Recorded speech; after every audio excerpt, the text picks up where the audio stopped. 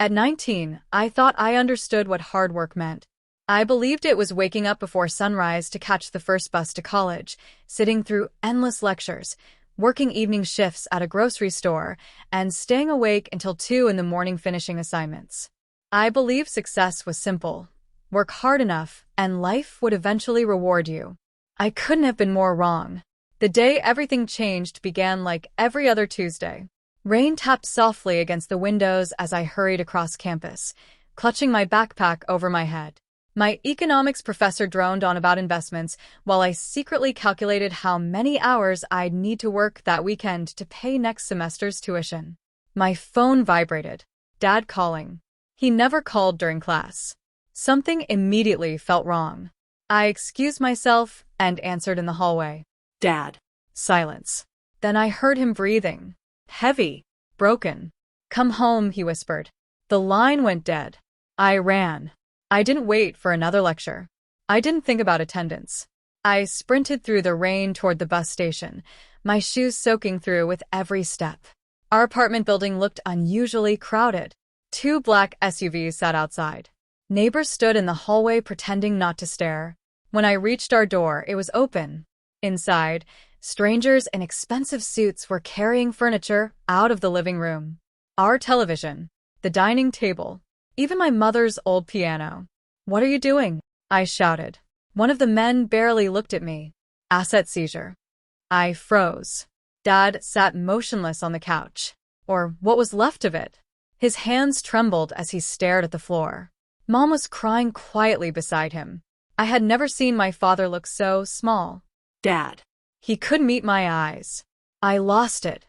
Those 3 words echoed louder than anything else in the room. What do you mean? I invested everything. Everything. The savings. Our apartment? He nodded. The business loan. My stomach turned. My college fund? Another nod. And his voice cracked. I borrowed from people I shouldn't have. The men finished loading the truck. One of them approached us. You have 72 hours to vacate the property. Then they left. Just like that. Years of memories disappeared behind the closing truck doors. Mom buried her face in her hands. Dad finally looked at me. I wanted to give you a better life. His eyes were filled with shame. I thought one good investment would solve everything. I wanted to be angry. I wanted to scream. Instead, I hugged him. For the first time in my life, my father cried in my arms. That night we slept on blankets spread across the empty apartment floor. No television. No furniture.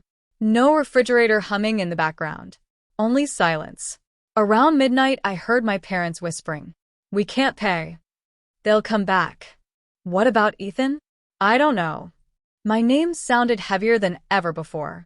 I closed my eyes, pretending to sleep, but every word carved itself into my heart. The next morning, reality arrived with another knock. This time it wasn't collectors. It was my university. A polite woman handed me an envelope. Inside was a notice. Outstanding tuition balance. Failure to pay within 14 days would result in immediate suspension. I stared at the paper until the letters blurred. Everything I'd worked toward. Gone. I picked up every extra shift I could find. The grocery store. Night warehouse work. Food delivery. Coffee shop weekends. 18-hour days became normal.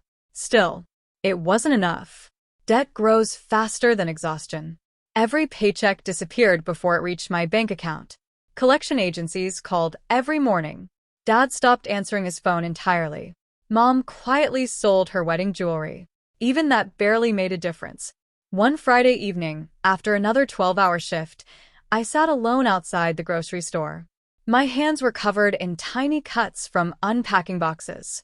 My back ached. My eyelids felt like sandpaper. I checked my bank account. $214.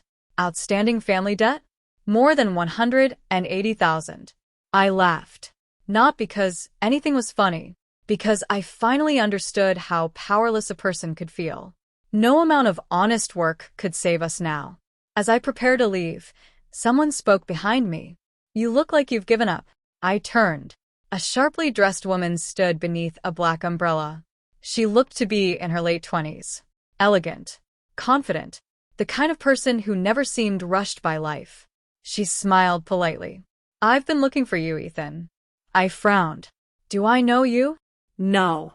She extended a business card. But I knew your father. I stared at the card. There was only a name. Victoria Hale. No company. No address.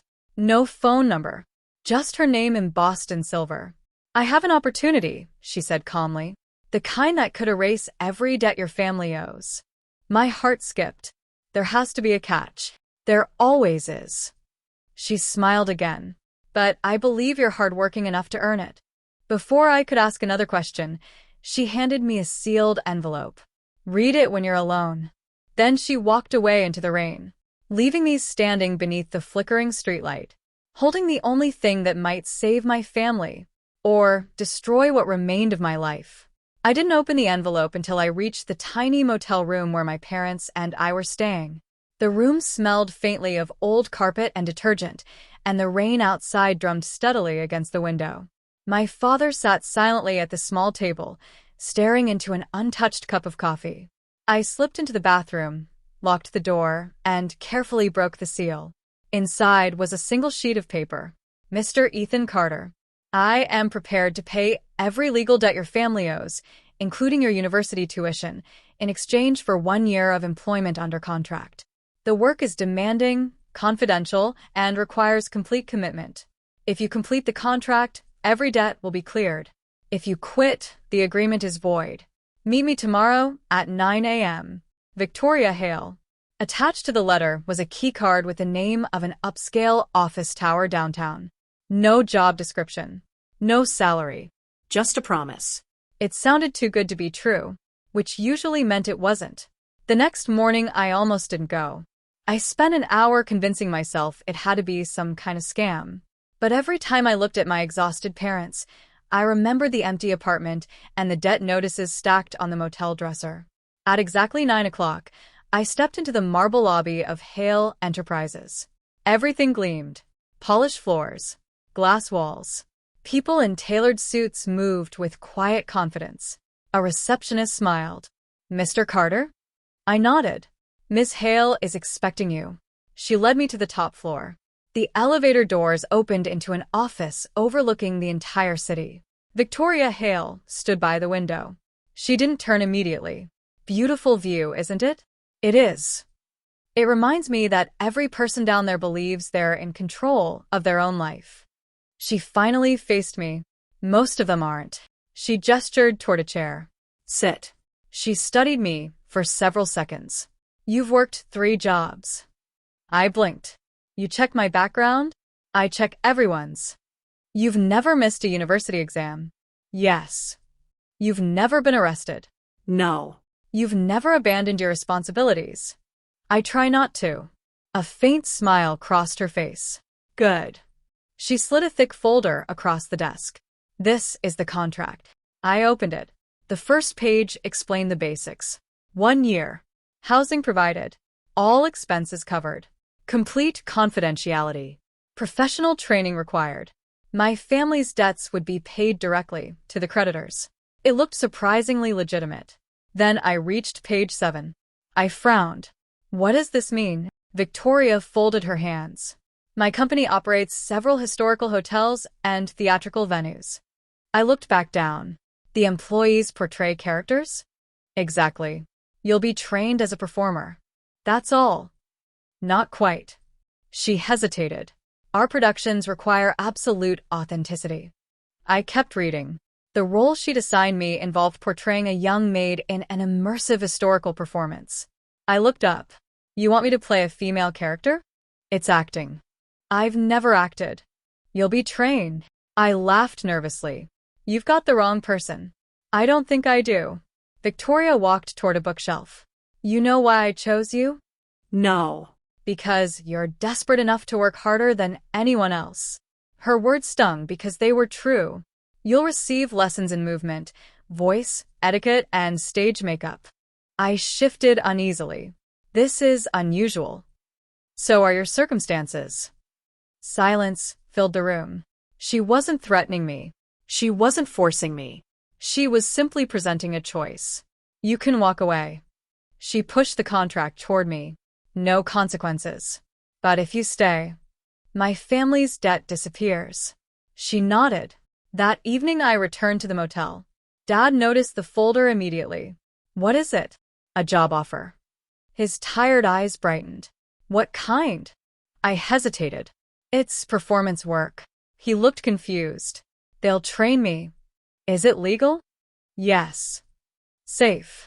As far as I can tell. He smiled for the first time in weeks. I'm proud of you. The words hit harder than he realized. Because I still hadn't told him everything. I barely slept. Every possibility raced through my mind. Could I really spend a year pretending to be someone else? Would people laugh? Would I embarrass myself? Was pride worth more than my family's future? By sunrise, I already knew the answer. I returned to Hale Enterprises.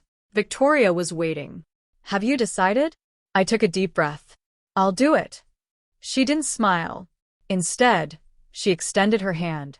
Then welcome, Ethan. As we shook hands, she spoke quietly. Your training begins tomorrow. She paused. And I should warn you. I looked at her. Almost everyone believes the first week will be the hardest. She glanced toward the training hall beyond the office. They're always wrong. The heavy doors slowly opened, revealing a brightly lit rehearsal studio and several experienced performers already waiting, their eyes turning toward me. I suddenly realized I was about to enter a world completely unlike anything I'd ever imagined. The rehearsal studio was silent. Not because it was empty, because everyone inside had stopped what they were doing the moment I walked through the doors. Some wore elegant Victorian suits. Others were dressed as servants from another century, rehearsing movements with remarkable precision. No one laughed. No one whispered. They simply looked at me, as though they were trying to decide whether I belonged. Victoria stepped beside me. Everyone, she announced. This is Ethan. He'll be joining the immersive cast. A tall man in his 40s nodded politely. I'm Daniel, the performance director. He extended his hand. His grip was firm but warm. Forget everything you think acting is. I frowned. What do you mean? People think acting is pretending. He smiled. It's actually observation. The first exercise seemed almost childish. Walk. I looked confused. So, just walk. Daniel nodded.